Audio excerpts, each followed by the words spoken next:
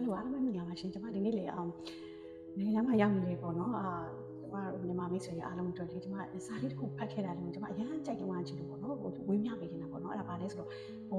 ကိုရီးယားမှာနေတဲ့မောင်လေးတယောက်ပေါ့နော်သူရေးထားတဲ့စာလေးသူ့အကြောင်းကိုသူ့ရဲ့ဘဝအကြောင်းကိုသူရေးထားတယ်ဒါလေးပေါ့နော်ကျွန်မဖတ်ခဲ့တာကျွန်မတိတ်ကြိုက်လို့ပေါ့နော်ကျွန်မအဲ့ဒါလေးကိုလိုအပ်မယ်ထင်လို့ပေါ့နော်နိုင်ငံခြား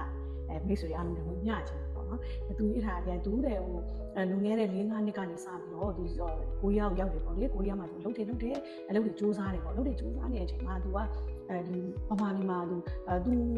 ဖေမိကလယ်သမားသားသမီးထင်ပါတယ်သူ့ဖေမိကမပြေလေတဲ့တိုင်းဝိုင်းရပေါ့နော်အဲ့တော့သူကငွေချီးပြီးတော့နိုင်ငံခြားကိုလာတယ်နိုင်ငံခြားကိုလာတဲ့အချိန်မှာသူစိတ်ုံတွေမှာစိတ်ဝင်လုပ်တယ်ပေါ့နော်လုပ်တယ်လုပ်ရင်းနဲ့သူ့ရဲ့မောင်လေးညီမလေးတွေကိုသူထောက်ပံ့တယ်အကြောင်းစည်းတွေထောက်ပံ့တယ်သူအိမ်တွေထောက်ပံ့တယ်ပြီးလို့ရှိရင်သူဒီအကျွေးတွေပေါ့သူနိုင်ငံခြားလာဖို့အကျွေးတွေကိုအကျွေးတွေတင်တဲ့ဟာတွေကိုသူထောက်ပံ့ပြန်ဆက်တယ်ပေါ့နော်ဆက်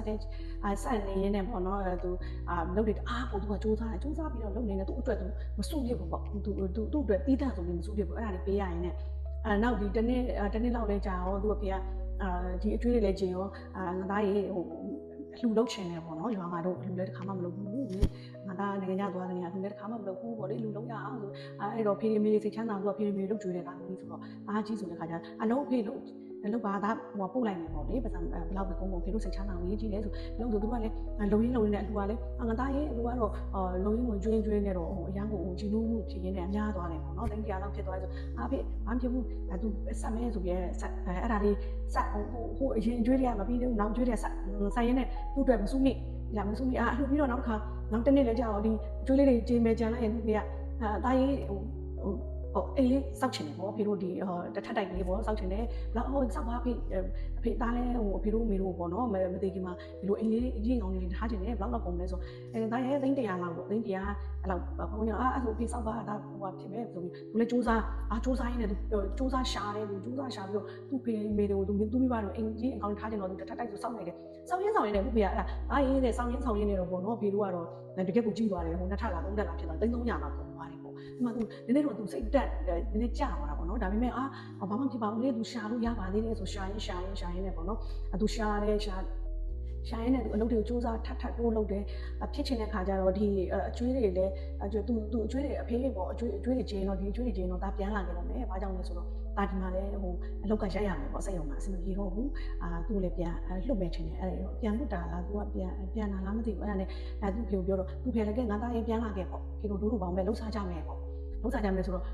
သူကပြန်ကျင်တာပဲရှင်အဲ့ဒီအချိန်ထိသူ့ကိုယ်ပိုင်စုထားတဲ့ငွေဆိုတာလုံးဝမရှိဘူးတရားမှမရှိဘူးသူကဒီမိဘတွေအတွက်ဒီမောင်နှမတွေအတွက်သူကရုန်းကန်စူးစမ်းပြီးရှောင်ရုန်းကန်စူးစမ်းရင်းနဲ့သူဒီအလောက်ကအဆင်မပြေစက်ရုံကအဆင်မပြေတော့တဲ့ခါပြန်လို့တဲ့ခါမှာသူပြန်ရတာပေါ့ပြန်ရကြမှာသူဗမာပြည်ပြန်ရောက်တော့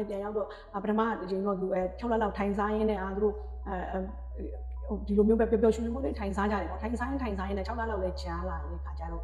အဖေသူလက်ထက်မှာလည်းပတ်စံလည်းမရှိတဲ့ခါကျမပိုင်းခါကျဖေ1000လောက်ပေးပါအောင်တော့ဆိုငါသားမင်းဘာလို့ဖို့လို့တကယ်ကြီးနေနေပေါ့နော်ဒီအပြင်ထွက်မှုဖိုက်တိုင်းတွေထိုင်နေတယ်ပေါ့သွားဖို့ပြင်သွားဆိုင်မင်းပတ်စံဆိုတာငွေရှာတာမလွယ်ဘူးတဲ့သူက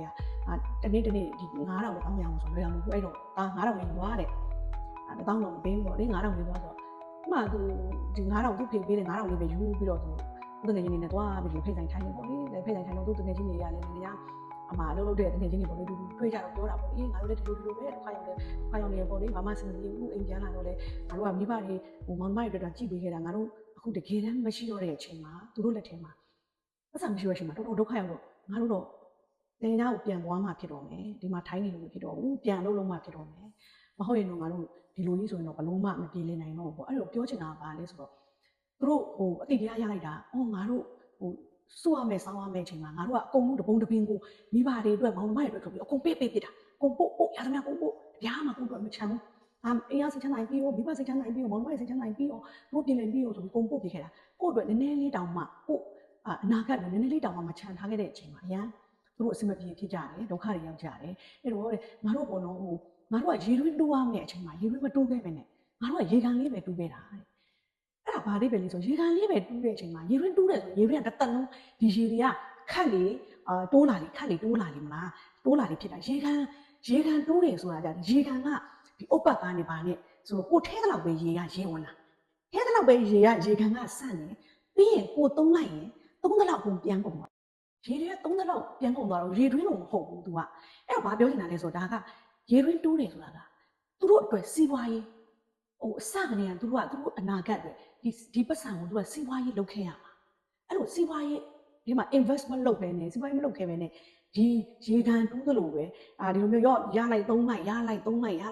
လုပ်နေတဲ့ခါကျတော့တကယ်တမ်းအခက်အခဲဖြစ်လာတဲ့အချိန်မှာဒုက္ခရောက်တဲ့အချိန်မှာ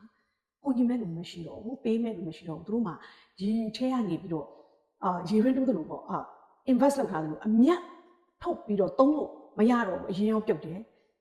ဘာမှလည်းမရှိတော့ဘူးအမြတ်လည်းမရတော့အဲ့လိုဖြစ်သွားအဲ့တော့ဒီစာလို့ကျွန်မတအားကြိုက်တာကဘာလို့ဝင်မြတာလဲဆိုတော့လေနိုင်ငံသားမှာရောက်နေတဲ့လူအားလုံးသိပါတယ်အားလုံးကဒုက္ခတွေမျိုးနဲ့အခက်ခဲတွေမျိုးနဲ့စူးစမ်းကြရတယ်ရုန်းကန်ကြရတယ်သူများနိုင်ငံမှာသူများအနှိမ်ကန်သူများအပြောအဆိုခံပြီးတော့ကျွန်တော်တို့ရုန်းကန်ကြရတာเนาะ stress တွေရှိတယ် depression တွေရမယ်အများကြီးပဲကျွန်တော်တို့မှာเนาะ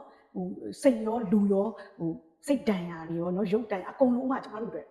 အခက်ခဲတွေအများကြီးနဲ့ရင်ဆိုင်ပြီးတော့ကျွန်တော်တို့ကစူးစမ်းပြီးတော့သူများနိုင်ငံမှာအလုပ်လုပ်ကြရတဲ့အတွက်ကျွန်တော်တို့ရေတွင်းတော့ပါတော့ရတဲ့ပတ်စံကိုအားလုံးကိုမိဘတွေမပေးနဲ့မဟုတ်ဘူးနော်ဥပမာဒေါ်လာ1000ရလို့ရော့အမြင်900ဒါအကျွေးနဲ့ဆက်အိမ်နဲ့သုံးကြပေါ့ကို့အတွက်တော့ကိုကျမ်းမာရေးအတွက်ကိုစီးပွားရေးအတွက်ကိုလူမှုရေးအတွက်ကတော့စုထားရမယ်ဒီလိုလေးတော့ရေတွင်းတုတ်ထားကြပါလို့ကျမအဲ့ဒါလေးပြောချင်တာပေါ့နော်သူပြောတဲ့စကားလေးကကျမပြန်မပြောရလို့သိလားသူရေးထားတာလေးအရန်ကို